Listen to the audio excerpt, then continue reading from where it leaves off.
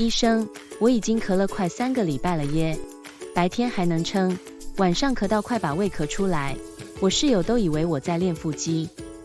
这咳法真的不能再拖，咳嗽超过2周，代表身体在发出警讯哦。我问你几个问题，有发烧吗？喉咙痛，痰多不多？没发烧，喉咙痒痒的，有时咳出1咪咪白痰，感觉像卡了棉花糖。可能是过敏、鼻涕倒流、气喘、慢性支气管炎，也有可能是胃酸逆流，让你晚上咳得更惨。那我是不是要把全身都检查一遍啦？也没这么夸张啦，我们循序渐进，先做几个基本检查就好。第一，听诊肺部，看看有没有异常呼吸音。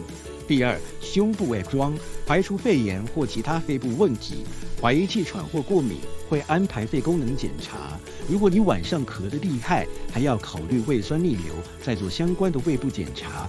听起来很周全，而且不会太恐怖。检查会不会花很久啊？